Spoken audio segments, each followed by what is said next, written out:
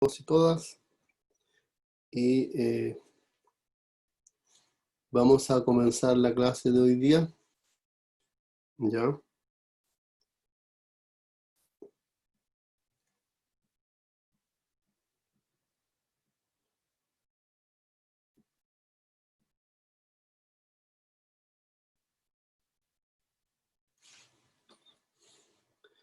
Ok. Entonces,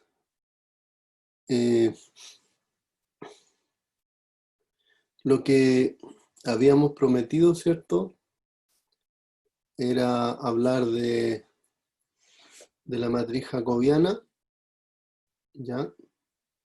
Entonces, esa matriz jacobiana está asociada a una función que va de Rn a Rm, como dice aquí, ¿ya? A una función que va de Rn a Rm. Y entonces la función es definida en un abierto omega, ¿ya?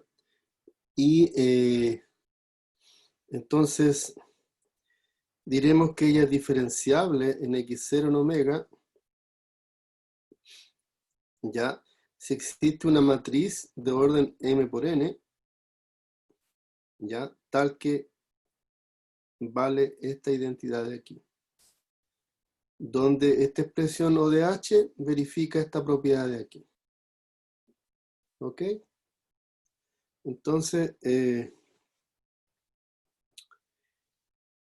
digamos que es lo mismo que antes, cuando m era igual a 1, ¿cierto? La matriz A era el gradiente, ¿ya? Y era la misma definición. Si ustedes pasan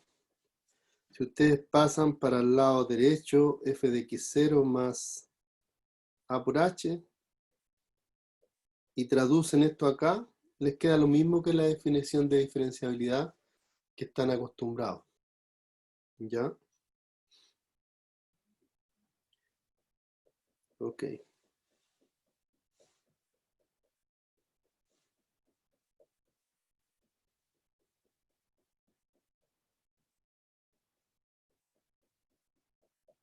Entonces la primera afirmación que se hace, ¿cierto? Aquí, si existe esta matriz que verifica esta propiedad de aquí con este de acá, entonces esa matriz es única, ¿ya? Es única. Entonces usted puede suponer que hay dos, ¿ya? Y, o sea, esta expresión sería válida para i igual 1 e i igual 2.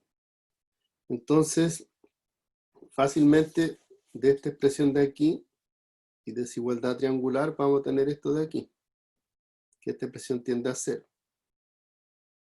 ¿Ok? Entonces usando esa propiedad, ¿cierto? Vamos a tener que este límite de aquí, dividido por h, ¿cierto? Va a ser igual a esta expresión de aquí, ¿ya? Entonces ahora vamos a fijar cualquier GNRN con norma 1 y vamos a definir HN como 1 sobre NG, con la idea de hacer pequeño esta cantidad que está aquí en el circulito. Entonces, vamos a tener que esta expresión de aquí, ¿cierto? Que sabemos que tiende a 0 porque cuando h es pequeño, ¿cierto? Cuando h es pequeño, esto es igual a esto y esto es 0. Entonces vamos a tener que esto es 0, pero fácilmente el 1 sobre n se cancela de arriba y abajo y te queda esto. Entonces, ¿qué has verificado? En el fondo, que para cualquier vector de norma 1, tienes que A1 menos A2G es igual a 0. ¿Ya? Entonces, si una matriz multiplicada por todas las direcciones posibles es igual a 0, entonces la matriz tiene que ser 0, o sea, A1 igual a 2.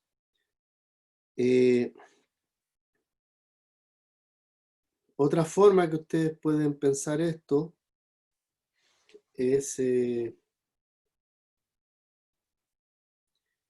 reemplazar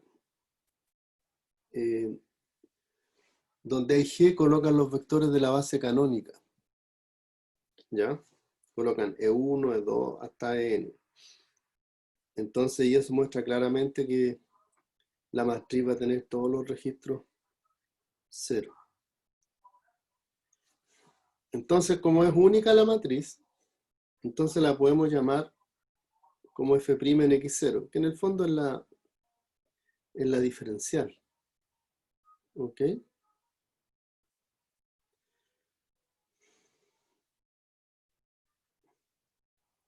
Entonces,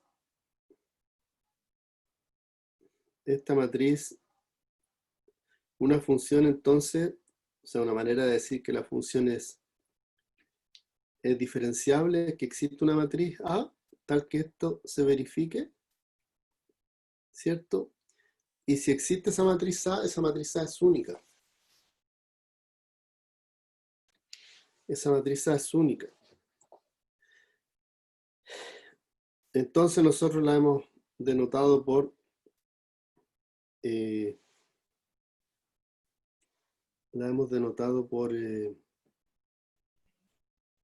en X0. Una observación, la función t de x igual a f de x0 más f' de x menos x0 es lo que se llama la aproximación lineal de la f cerca de x0. ¿Ya? Al igual que eso ocurría, digamos, eso ocurría en el caso de una variable también. Fíjense acá, f de x0 más h en el fondo es la evaluación de x0 cerca de h. ¿Ya? Es la evaluación digamos, la evaluación de puntos que están cerca de x0. Porque cuando h es pequeño, x0 más h está cerca de x0. Entonces la evaluación de puntos que están cerca de x0 se expresa así. Entonces esta parte de aquí sería como conocida como, bueno, esto sería la parte lineal, y como tiene más f de x0, entonces esto sería, es como la parte afín, porque es la traslación de lo lineal. ¿Ya? Y esto tiende a 0, cuando h tiende a 0. Más todavía, esto tiende a 0. Más, o sea, si esto tiende a 0, naturalmente esto tiende a 0. ¿Ya? Ok. Fíjense que la continuidad sale bien fácil porque teniendo esta expresión de aquí, como esto tiende a 0, esto también se prueba que tiende a 0 cuando h tiende a 0. Entonces f de x0 más h menos f de x0 tiende a 0. Entonces eso da naturalmente la continuidad de una función diferenciable.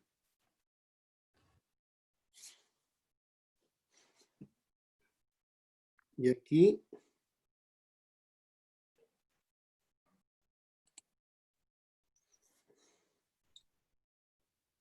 está lo que les acabo de mencionar. ¿Ya? La verificación que efectivamente esta expresión de aquí tiende a 0. ¿Ya?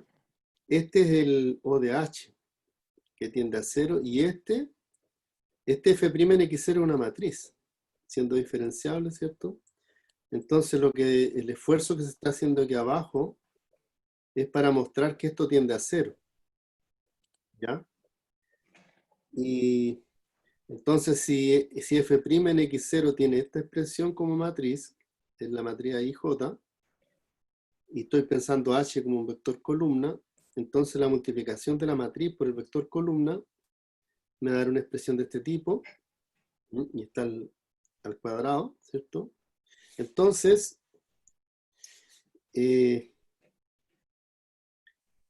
yo puedo acotar a su IJ y a su I por sus valores absolutos, ¿cierto? Y me puedo quedar con los máximos de esto. Me quedo con los máximos de esto. O me salgo con el... Tengo varias opciones aquí. La cuestión es que esto de aquí se puede demostrar, ¿cierto? Si uno...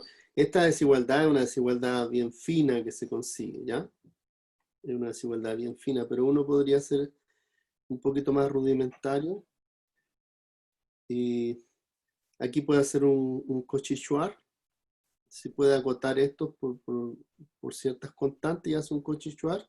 Y va a tener aquí una constante y aquí la norma. Aquí se está haciendo más preciso con lo que se está obteniendo. El punto es que esta expresión de aquí se puede demostrar que es menor o igual que una constante veces la norma. Y como la norma tiende a cero, entonces esto tiende a cero. Eso es todo. Por tanto, vamos a tener esto, ¿cierto? Y como h tiende a cero, entonces esto tiende a cero. ¿Ya? Digamos aquí la demostración que yo estoy presentando aquí de un libro es un poco muy rigurosa en cuanto a la obtención de la constante, porque esta es como muy precisa. Uno podría acotar simplemente, como son un número finito de A sub i j, uno podría limitar por una constante sin problema. Por ejemplo, aquí yo lo puedo limitar por una constante, ¿cierto? Y quedaría la suma de este al cuadrado. Entonces ahí las constantes después quedan más sencillas. Pero aquí fueron bien precisos, digamos, usan Cauchy-Schwarz. Aquí se puede usar Cauchy-Schwarz en una primera pasada y después el Cauchy-Schwarz que se obtiene se eleva al cuadrado. Y ahí se hacen los arreglos. Todo eso. No sé. Más propiedades ¿cómo se llama? Sobre la diferencial o la jacobiana. Propiedades que son válidas, digamos, desde que eran niños, ¿cierto?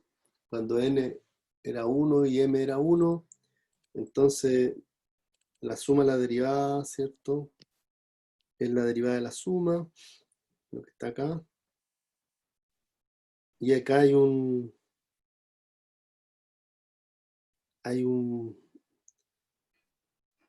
para el caso de m igual a 1, ¿cierto? Este en el fondo era el gradiente, ¿se acuerdan? Cuando estamos en Rn y a valores reales, la diferencial era el gradiente.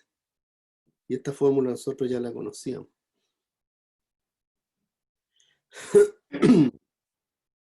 Ok. La demostración es bien parecida o sea, a la con gradiente, digamos. Así que ahí después ustedes la pueden revisar.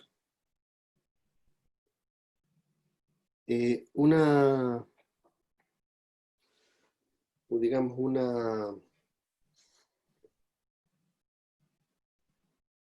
una propiedad bien interesante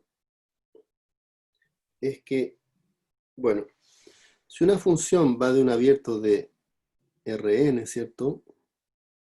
A valores en Rm, entonces, claro, la f va a estar compuesta por m, ¿cierto? Funciones coordenadas. Y entonces lo que se está afirmando aquí es que si f es diferenciable, ¿ya? Es equivalente a que cada una de estas funciones sea diferenciable en el punto indicado. ¿Ya? Y en tal caso dice La F' es F... Este de aquí, lo voy a anotar acá. Este de aquí, en el fondo también, ¿cierto? En la anotación que nosotros teníamos,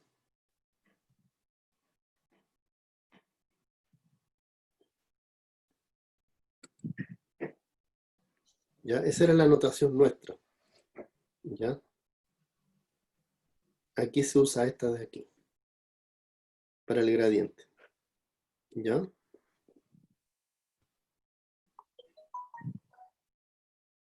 Eso es para que... Entonces, la demostración apenas consiste en escribir de manera organizada lo que uno quiere demostrar.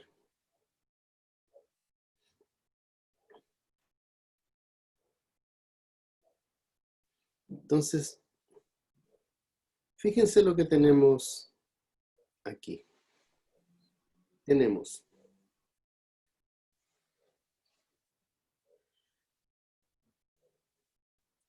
aquí podemos poner este A1, en el fondo es el gradiente, ¿ya? Este de aquí, en el fondo este es el gradiente de F1 en X0, ¿ya? Entonces, si yo coloco ahí el gradiente de F1 en X0, aquí también el gradiente de F2 en X0, el gradiente, este es de aquí, ¿cierto? Este es el gradiente, en el fondo el gradiente de Fm en X0. Entonces,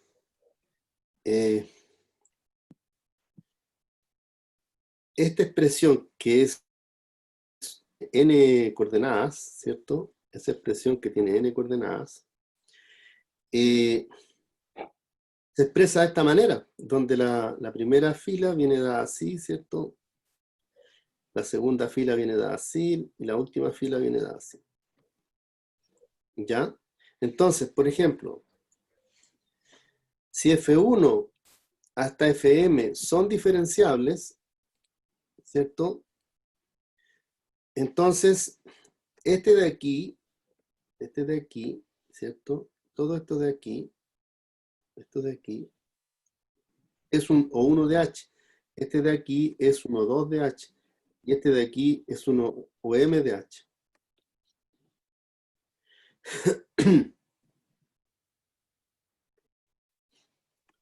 Entonces, toda esta expresión de aquí, toda esta expresión de aquí, todo este de aquí, es un O de H. ¿Ya? O sea que la norma de él dividido por la norma, ¿cierto? Es igual a 0. Aquí es lo que está escrito aquí abajo. ¿Ya?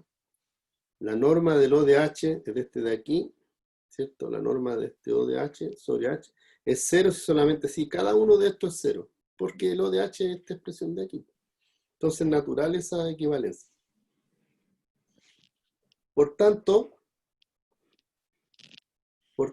si F1 hasta Fm son diferenciables, entonces todas estas son iguales a 1 de H, y por tanto este total es igual a 1 de H. ¿Ya? Porque si cada una de estas va para 0, entonces esta va para 0. Entonces, si yo parto con esto, llego a esto. Y si parto con esto, llego a esto. Entonces, quiere decir F de un dominio de Rn, omega, diferenciable en X0 si solamente si cada coordenada es diferenciable en X0. Y esto es simplemente consecuencia de que esta expresión de aquí corresponde a esta matriz multiplicado por esto. Entonces, ahí, si yo uso la información de que esto es un ODH, como esto igual a esto y coincide con esto, quiere decir que todos estos son ODH. Y si esto es un ODH, y esto de H, todo de H. Entonces, el total de esta matriz es igual a una cosa así que termina siendo uno de H, producto de esta identidad que está aquí. ¿Ok? Entonces, y si ustedes se acuerdan, cuando estábamos con las curvas, entonces n, esto el espacio de partida es 1, y entonces nosotros teníamos que una curva era diferenciable cuando cada una de sus coordenadas era diferenciable. Sí, solo sí. Entonces esto es lo mismo, solo que ahora cada coordenada es una función definida en un dominio de Rn. Esa es la diferencia. Antes era definida en un intervalo. Pero esta identidad que está aquí se puede hacer la misma. Esta que está aquí. Esto igual a una matriz, ¿cierto? Solo que esta matriz, en lugar de ser de n por m, es de 1 por m. ¿Mm? O sea, una fila y m columnas. Ok. Sigamos entonces. Un ejemplo simple. Consideramos esta función de aquí, ¿cierto? Entonces, la diferencial, que la anotamos de esta manera, ¿cierto? Es esta expresión de aquí. ¿Y a qué corresponde? La primera fila tiene el gradiente de esta función. La segunda fila tiene el gradiente de esta función. Y la tercera fila tiene el gradiente de esta función. ¿Ya? Por ejemplo, verifiquemos la tercera. Veamos que el gradiente de estos dos x, y, ahí está, y derivamos con respecto a y ahora, me da x cuadrado. Entonces, aquí va el gradiente de la primera función, el de la segunda función, y aquí el gradiente de la tercera función.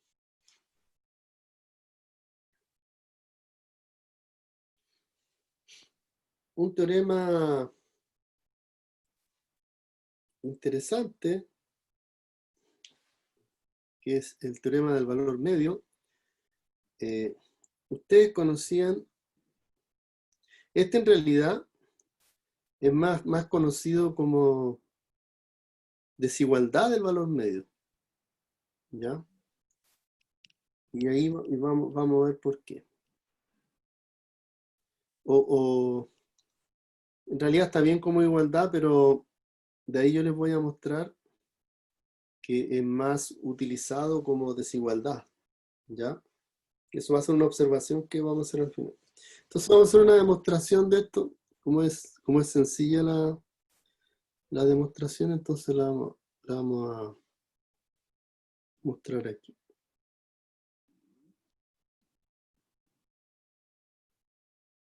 Entonces,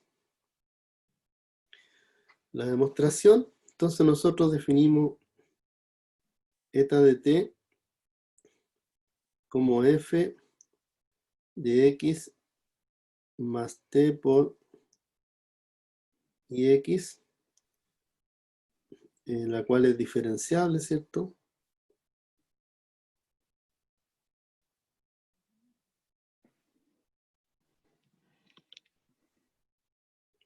Si no se acuerdan, simplemente re la cadena, ¿cierto?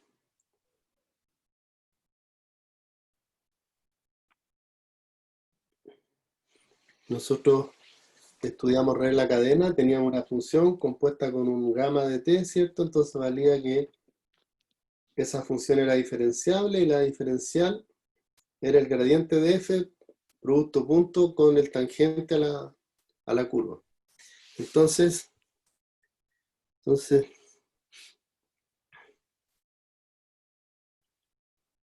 aquí pues f es diferenciable, ¿no?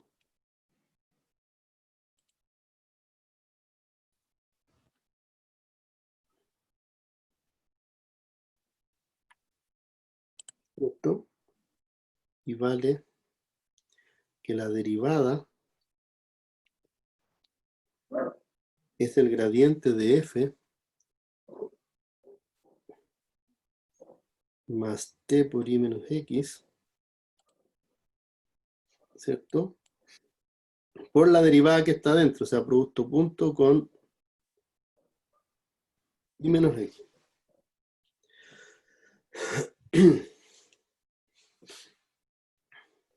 Entonces, usando el teorema del valor medio,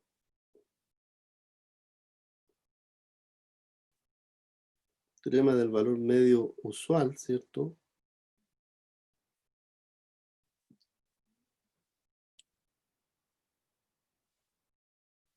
Vamos a tener que eta de 1 menos eta de 0 es igual a eta prima en un punto intermedio, ¿cierto? Entre 0 y 1 por 1 menos 0, ¿cierto? Es el teorema del valor medio aplicado en el intervalo 0,1. Traduciendo esto, nos va a quedar, entonces, es eta de 1. Entonces, eta de 1 es f de x. Si ponemos t igual 1 aquí, se cancela el x, ¿cierto? Entonces queda f de i nomás. Menos f en t igual 0, eta de 0, ¿cierto? Eta de 0 es f de x. Entonces me queda f de x. Y esto entonces me queda igual al gradiente de f x más un puntito, ¿cierto? Entre 0 y 1 y menos x. Producto punto con i menos x. Que es exactamente la conclusión del teorema. O sea, simplemente aplicar el teorema del valor medio.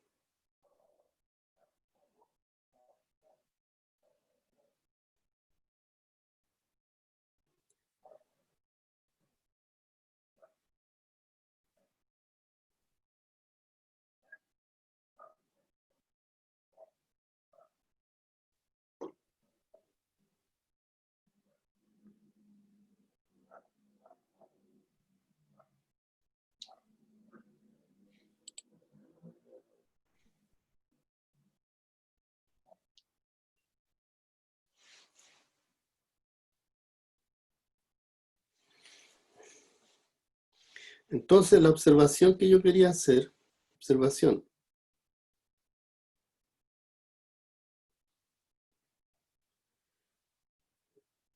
si gradiente de f es continua,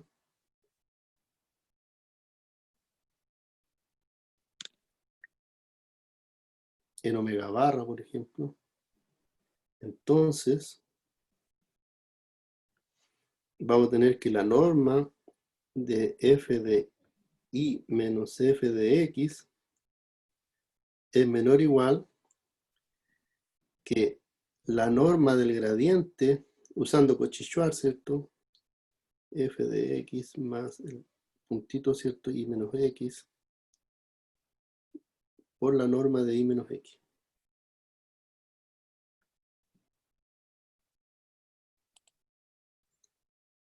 Pero como si el gradiente es continua en omega barra, eso es como decir que la f es aquí,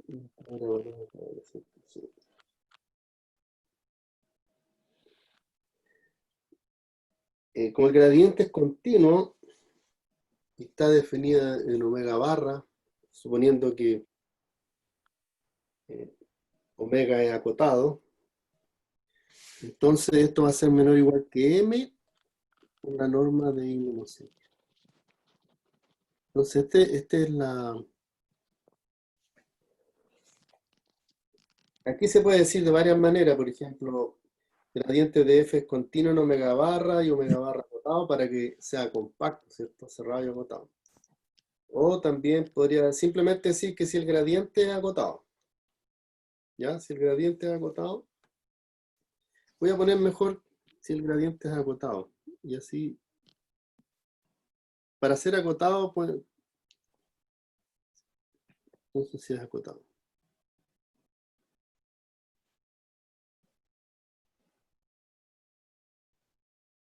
Entonces, si el gradiente es acotado en omega barra, entonces tenemos eso.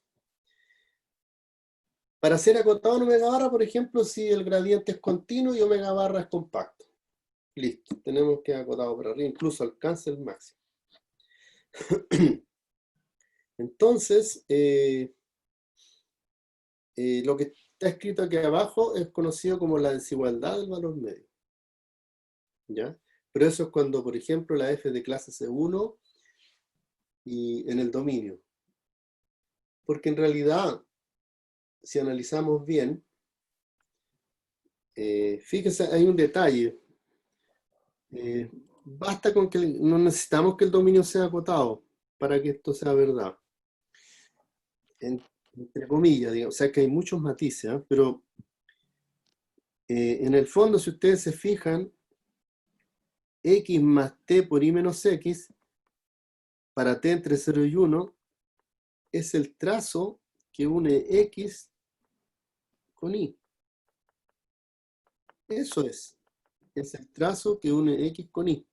Entonces, ese trazo es siempre compacto. Entonces, en ese trazo va a ser acotada la función. Pero la cota va a depender de x e y. Entonces, este m que aparece aquí dependería de x de y. ¿Ya? Por eso que es mejor que sea acotada nomás y así no depende necesariamente de x de y.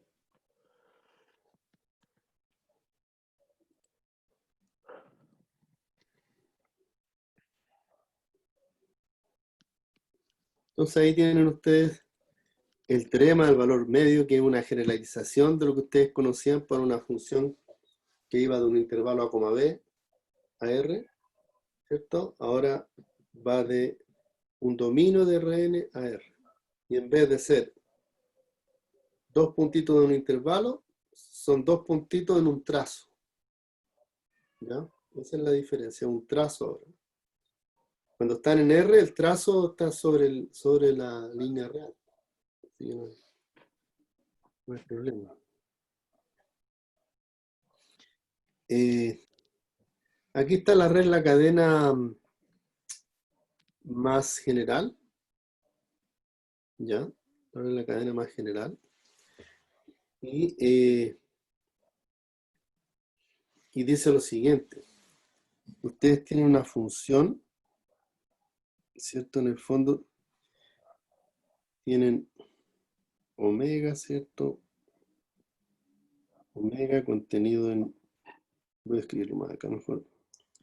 Tienen omega contenido en Rn, ¿cierto? Y eso va a Rm, ¿cierto? Aquí vamos a escribir esto contenido en Rm y a valores en Rk. Entonces ustedes tienen acá la función, primero opera la función f, ¿cierto? Y después opera la función g. ¿Ok? Entonces la compuesta, la diferencial, bueno, la compuesta está ahí, ¿cierto? Está bien definido. ¿Ya? Está la compuesta, entonces estamos diciendo que la diferencial de la compuesta es la multiplicación de estas dos matrices. O sea, la jacobiana de la compuesta es la multiplicación de estas dos matrices. Entonces, si ustedes tienen si ustedes tienen una compuesta y quieren encontrar la jacobiana, Entonces ustedes pueden encontrar las dos jacobianas y después hacer la multiplicación. Y de esa forma, ¿cierto? Hacen la multiplicación de estas dos matrices, con esta matriz, y van a obtener, digamos, cuál es la jacobiana de la compuesta. ¿Ya? Entonces es una manera práctica de proceder y sin calcular la compuesta, porque también la otra manera sería calculo la compuesta y posteriormente, y ahí y determino la jacobiana de la compuesta.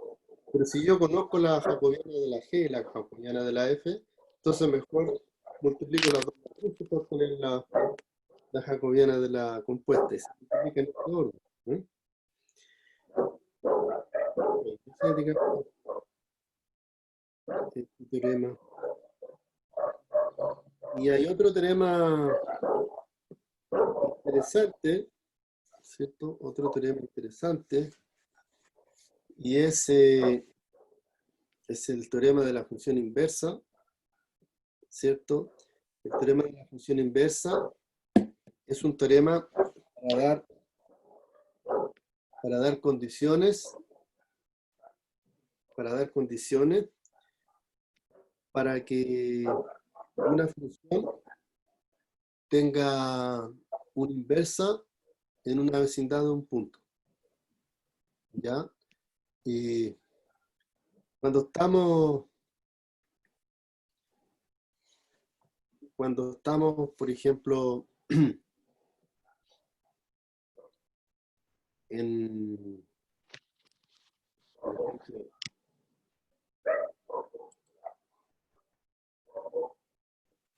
cuando estamos con una función real, por ejemplo,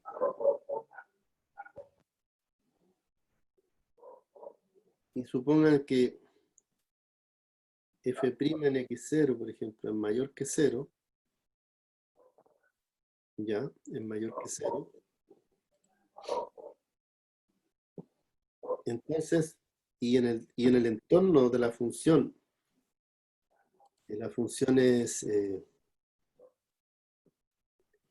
una función diferenciable, entonces lo natural es que la función tenga un crecimiento así. Hay patologías, como la que vamos a ver de aquí a poco, pero lo natural es que la función tenga un crecimiento así. Entonces, naturalmente, ella es creciente, ¿cierto? Estrictamente creciente. Una función estrictamente creciente o estrictamente decreciente siempre va a tener una inversa local. Desde el punto de vista geométrico eso se ve. Por ejemplo, si la derivada es cero, entonces, por ejemplo, el gráfico va a ser así. Por ejemplo, si la derivada es cero.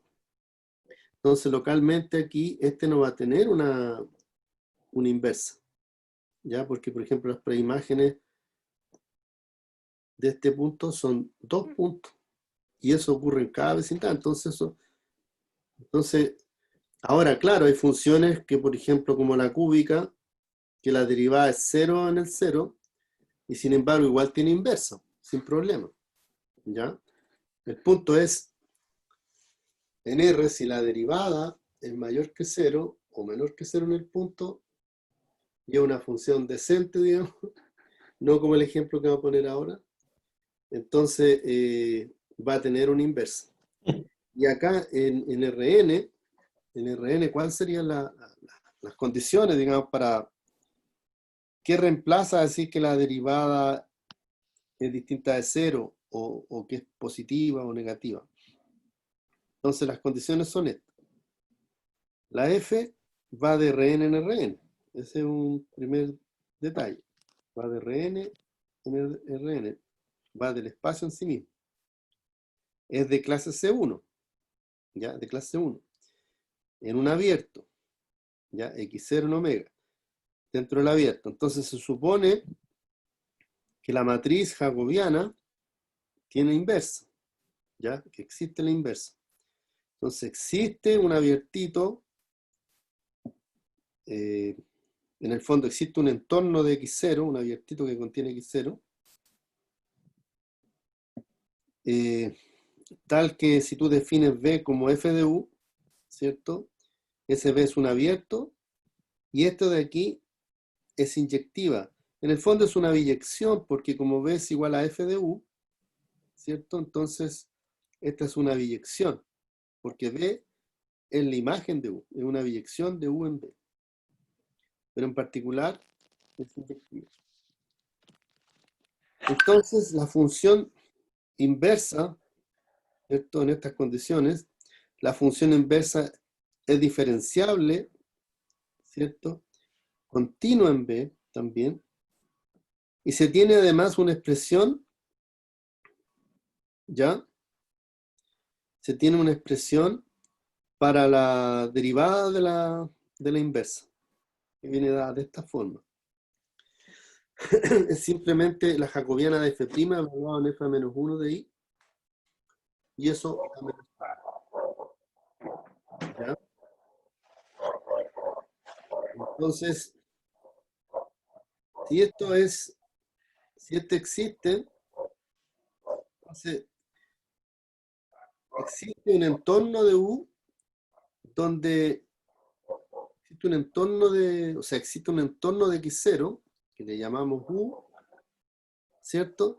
Tal que la f es una biyección y su inversa también es diferenciable, ¿ya? Y además es derivada continua. La demostración de este teorema es bien sofisticada, larga. Se podría decir que el teorema con demostración más difícil, digamos, en análisis, ¿ya? Por eso nosotros no la vamos a hacer aquí. Después yo creo cuando hagan el curso de variedades, ahí van a ver la demostración del teorema de la función inversa y como aplicación interesante el teorema de la función implícita en sus versiones bien generales. Aquí, por ejemplo, se ilustra un ejemplo. Aquí, por ejemplo, se ilustra un ejemplo donde la hipótesis de continuidad de la derivada es necesaria, digamos, para que exista la inversa. ¿Ya? Esta hipótesis que está acá.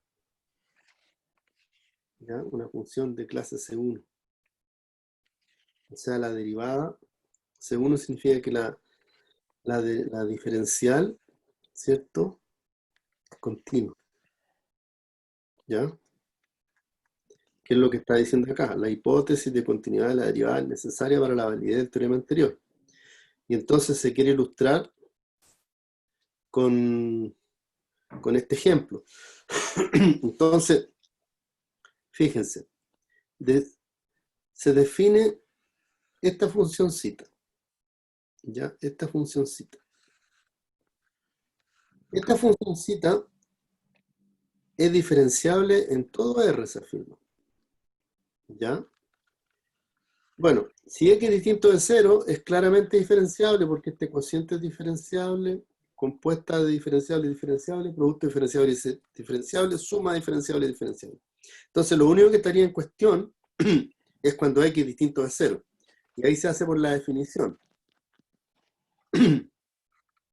Y por la definición, f' en 0, f de h menos f de 0 sobre h, pero f de 0 es 0, ¿cierto? F de 0 es 0, entonces vamos a tener esto de aquí, usando esta expresión de aquí. ¿Ok? Porque nos va a quedar h sobre h, ¿cierto? H sobre h, que es 1, más esto de aquí sobre h, se cancela un h y queda este h. ¿Ya? Y este límite de aquí es 0. ¿Ya? Este límite es 0. Porque esto es siempre acotado, cuando h está cerca de 0, siempre acotado, y este tiende a 0. Entonces, por lo tanto, f' en 0 existe y es 1, que es distinto de 0. O sea, está valiendo que esto existe, ¿ya? Pero tenemos que mostrar que no está valiendo esto. O sea, que la derivada sea continua.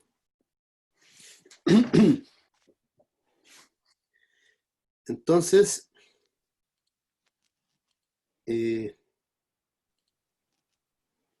la derivada, ¿cierto? La derivada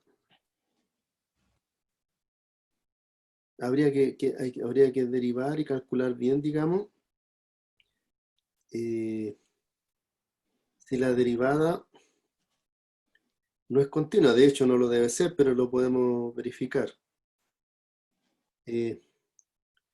Aquí se está afirmando que f' no es inyectiva en ningún intervalo abierto que contiene a cero. ¿Ya? Entonces el truco para hacer esto, ¿cierto? Es considerarse esta sucesión. Esta sucesión son elementitos que tú los... O sea, si tú te das un entorno de cero, la derivada en cero es 1 mayor que 0, ¿cierto? Vamos a asumir por el momento que la f, que la derivada de la f no es continua. Vamos a suponer eso mientras tanto. Pero aquí la idea es verificar que f', fíjense que lo que se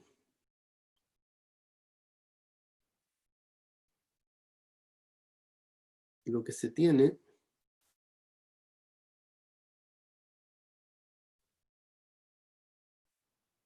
bueno, vamos a verificar esto primero, vamos a hacer, digamos, los preparativos que nos están aquí ofreciendo, y después vamos a juntar toda la información, ¿cierto? Y para concluir. Ok. Entonces, vamos a considerar,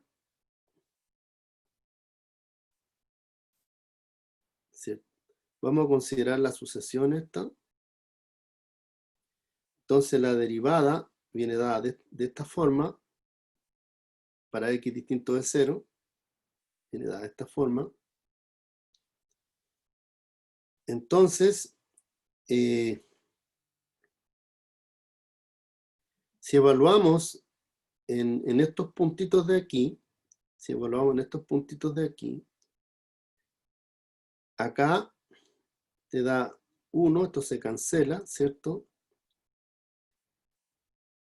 Y acá te da 0, el seno de 2kπ, ¿cierto? Porque es 1 sobre x, entonces te da 0. Entonces aquí te da 1 menos 1, ¿cierto? Entonces da 0, ahí está, la derivada es 0. Y estos puntitos se van acercando a 0. Y además, la segunda derivada en los puntitos es menor que 0. ¿Qué dice eso? ¿Qué está diciendo eso? Que xk es un punto crítico y con segunda derivada menor que 0, o sea, son puntitos de máximo. Entonces, tenemos acá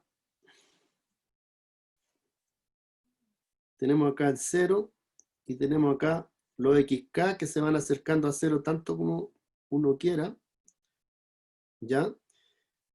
Y son puntitos, entonces voy a poner 2, ¿ya? Voy a poner, por ejemplo, el xk menos 1, que también puedo suponer que está bien cerquita de 0, ¿ya? Y son puntitos de máximo, así. O sea, quiere decir que está así aquí y está así aquí. ¿Ok? Y eso está ocurriendo en cada...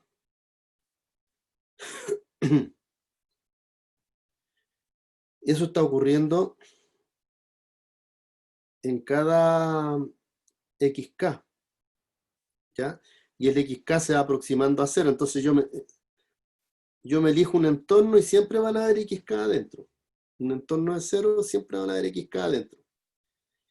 Y bueno, y aquí está el factor que me confundió, digamos, cuando estaba leyendo esto, que aquí, ese de ahí es f, ¿ya? Es f. ¿Ya? Por eso dije, vamos a ver cómo hace los preparativos, ¿ya? Porque encontré raro que estuviera preocupado de mostrar que f' no es inyectiva. Es la f la que no tiene que ser inyectiva si yo quiero, digamos, mostrar que f no es invertible en cualquier entorno de 0. Entonces, geométricamente, esto es lo que pasa. Esto es lo que pasa geométricamente. Voy a borrar aquí, va a ser otro monito. Esto es lo que pasa. Esto es lo que pasa. Aquí está el 0. Entonces,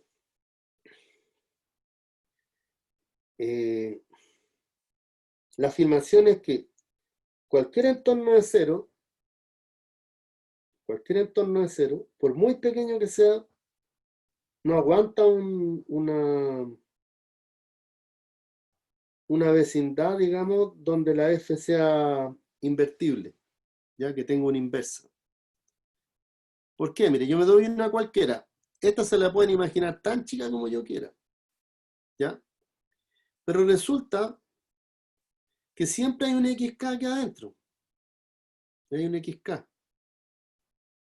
Tomo un k grande, y si este es b y este es a y b pueden ser pequeños en valor absoluto, pero siempre va a haber un k grande, tal que 1 sobre 2k pi va a quedar adentro del intervalo. Y acá la función va a tener un máximo. Por esto que está aquí. ¿Cierto? De los xk son puntos críticos, que su segunda derivada es menor que 0, por tanto son de máximo.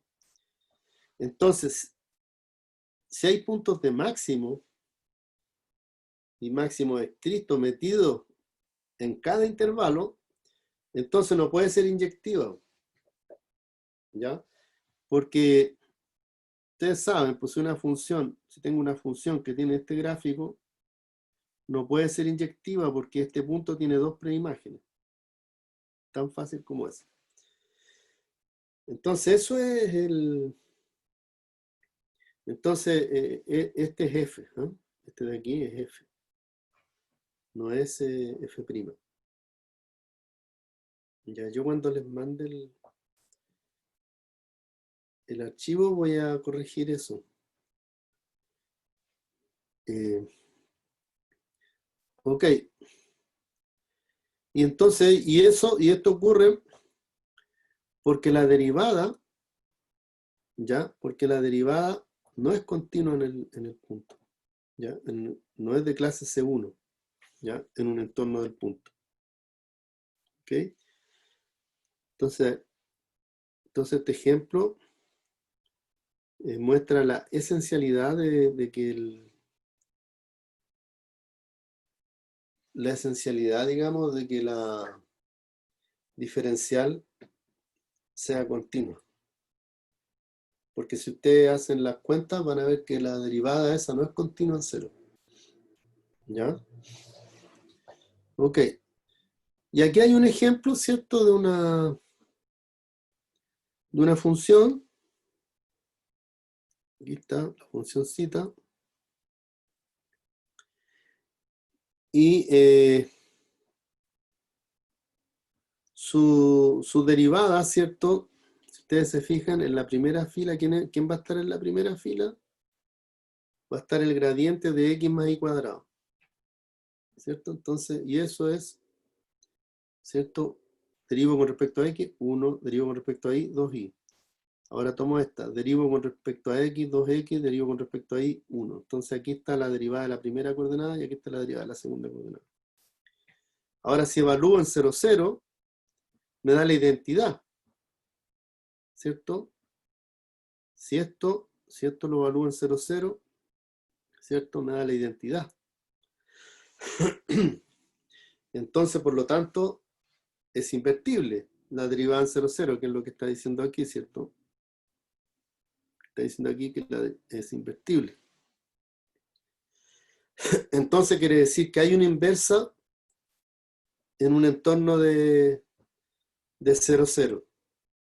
Y ustedes pueden incluso calcular la inversa.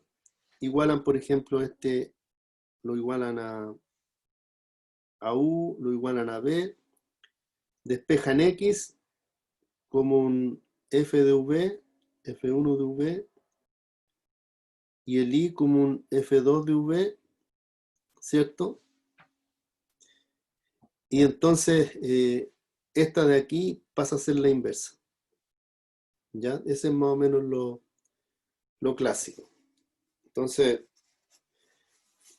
un ejercicio podría decir, vea si tiene una inversa en torno a un punto y en caso afirmativo determínela. Entonces, para determinarla, esa es la forma. ¿Ya? Entonces ahí les da un sistemita y ustedes lo resuelven.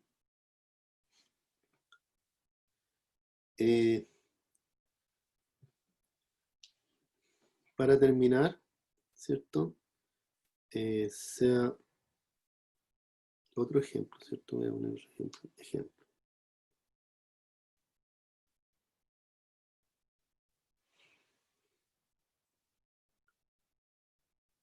Muestre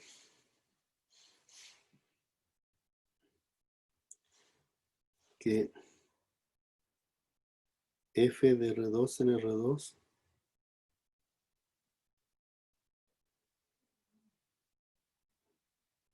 definida por f de xy igual e a la x coseno de y e a la y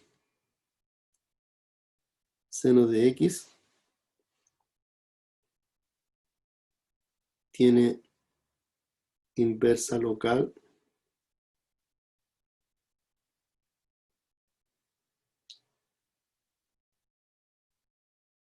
en cada xy en R2.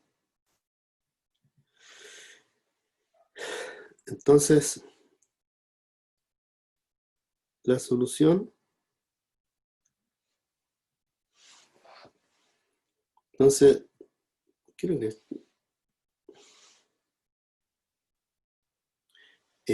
la solución es la matriz jacobiana. Bueno, la estamos anotando así, ¿cierto? F' en xy. Otra notación es jacobiana de f en xy, ¿no? Esa es otra notación. Pero ya que empezamos a notar así, vamos a seguir así. Entonces vamos a colocar en la primera fila, ¿cierto? El gradiente de e a la x coseno de y. O sea, notamos e a la x coseno de y e a la x menos seno de y. Y ahora tomamos la segunda, ¿cierto? Nos queda e a la y. Acá me equivoqué. Si lo cambié, que no queda. Esto es e a la x seno de y. Entonces ahora derivamos con respecto a x, vuelve a dar el e a la x seno de y. Y ahora derivamos con respecto a y, me queda e a la x coseno de y. Por lo tanto, ¿cuánto vale el determinante de esta matriz? Por lo tanto, el determinante de f'xy, ¿cierto? Es e a la x coseno cuadrado de y más e a la x seno cuadrado de y. Y esto es e a la x. Y esto es distinto de 0 para todo xy en R2. Entonces se cumplen todas las hipótesis del teorema de la función inversa. ¿Ya? La función es de clase C1, ¿por qué? Porque ambas coordenadas son de clase C1. Esta es una función diferenciable y la diferencial también es diferenciable. O sea, basta con que sea continua, ¿cierto? Basta con que sea continua, pero en el fondo estas tienen todas las derivadas posibles. Es la x coseno de y, es la x seno de y. Y se verifica la parte más importante, que el determinante de la matriz asociada, ¿cierto? El determinante, digamos, de la matriz jacobiana es siempre distinto de cero, por tanto, siempre tiene inversa, en este caso. ¿Ya? Entonces, ya que se cumplen todas las hipótesis del teorema de la función inversa,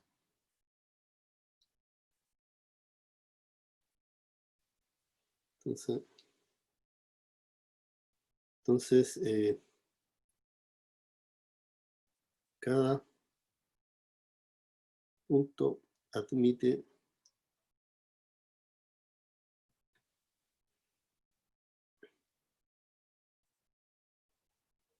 una vecindad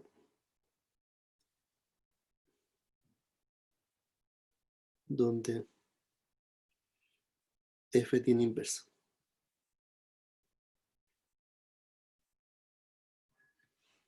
¿Ya? Tarea: determinar la inversa.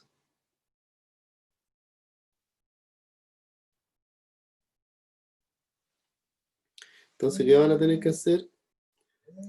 Igualar a u aquí, a b acá, y despejar la x, despejar la y, y ahí van a obtener la función inversa.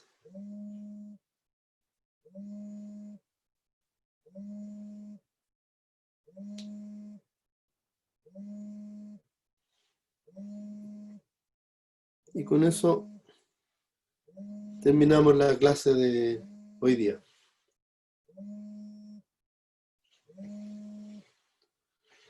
¿Alguna pregunta, observación?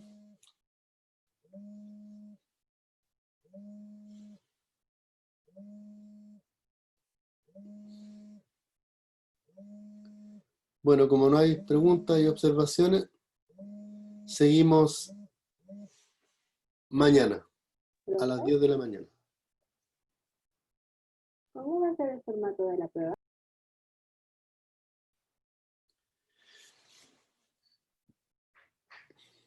¿Verdad que tienen prueba el próximo martes, cierto? ¿El formato? Sí, más o menos si vamos a tener que estar a 1 hora o cómo va a ser. Sí, vamos a tratar de ver una hora tranquila para ustedes, digamos. O sea,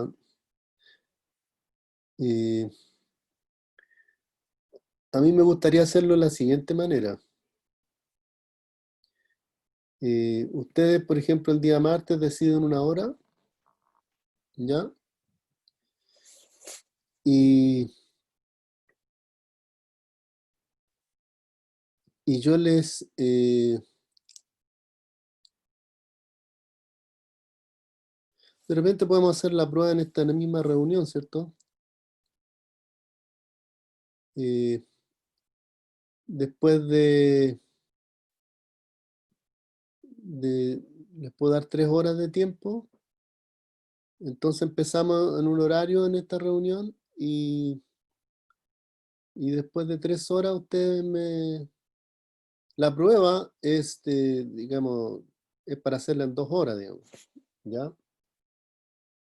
Pero para que estén tranquilos, digamos, va a ser en 3 horas. Y entonces después de 3 horas ustedes me mandan la prueba, pues. Le sacan fotos y me las mandan. ¿Les parece bien así o no?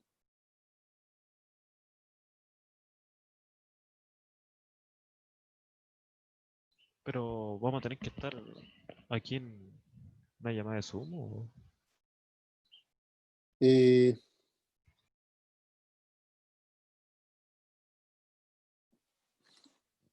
Yo creo, pues puede ser, porque si de repente quieren preguntarme algo, no entiendo la pregunta, qué sé yo, entonces yo les puedo explicar. Si es que hay algún... O ustedes tienen otra idea, o yo les mando la prueba por mail nomás y ustedes me la mandan 3 horas después, Es que yo por lo menos en todas las otras clases que he tenido, los profes hacen una reunión de como 15 minutos. ¿ya? Si hay alguna pregunta con el enunciado, y después de unos 15 o 20 minutos, si no hay preguntas, cierran la reunión y se la enviamos cuando termine el Ah, horario que sí, dieron. buena idea, buena idea. Y puede ser, no sé si les conviene la hora de clase, a lo mejor les conviene más en la noche, ¿no?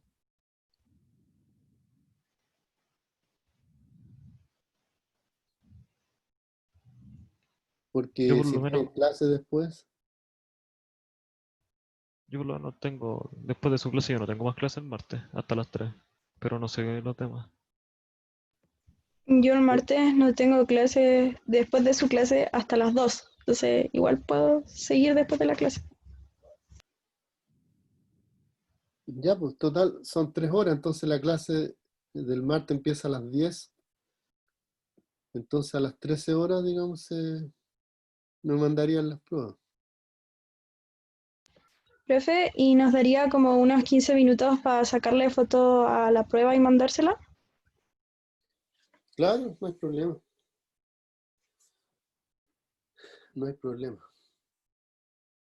Digamos, terminan la prueba y empiezan a hacer, digamos, los arreglos para mandarme empiezan a sacar fotos tranquilamente, ¿ya?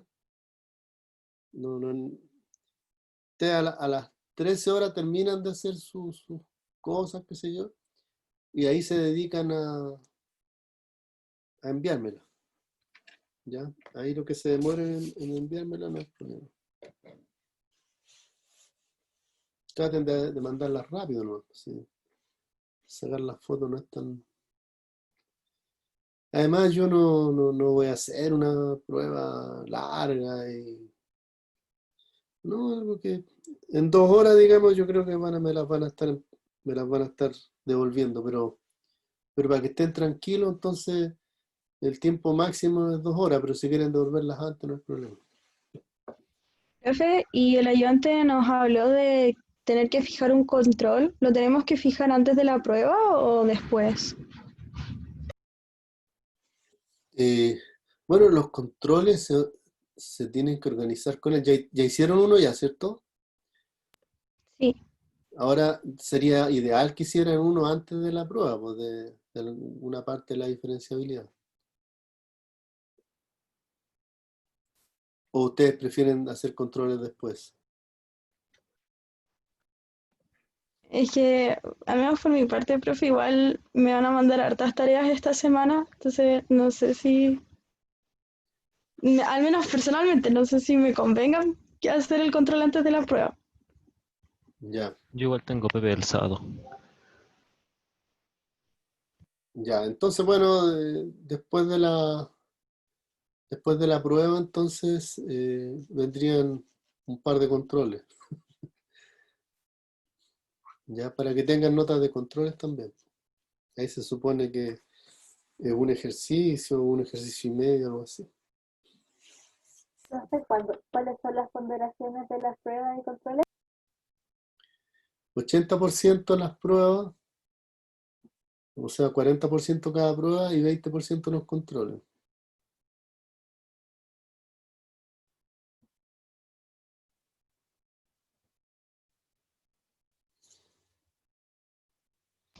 Profe, independiente de los controles que hagamos, o sea, si hacemos 3 controles, igual valen el 20%. Sí, sí, independiente. La idea es que sean en total unos 4 controles, lo ideal. Voy a tratar de contactar al ayudante para que les tome varios controles. No pase tanto tiempo entre un control y otro.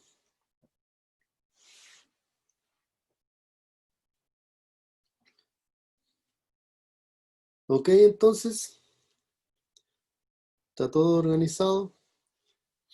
La prueba es el martes a las 10. Nos juntamos un rato y después compartimos la prueba, ¿cierto? Y ahí, si tienen alguna pregunta, y se pueden quedar, y a las 13 horas me mandan por mail las pruebas. Profe, y entra todo hasta hoy día, ¿cierto? Sí, hasta diferenciabilidad.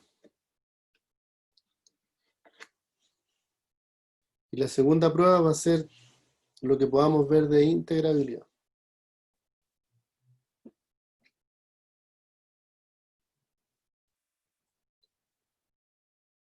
Quedan re pocas clases.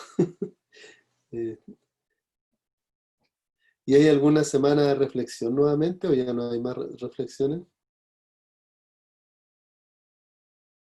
Eso no sé si hay más. ¿Ustedes saben? No, ya no Creo hay que más. no. Ya, Ni siquiera hay semana del 18, así que igual vamos a poder tener más clases. ya. Está bien. ¿Y las clases terminan el 20 de septiembre o no? El 26 tengo entendido yo. Al 26, ya. Alcanzamos a hacer estas cosas entonces, dentro de lo que se pueda.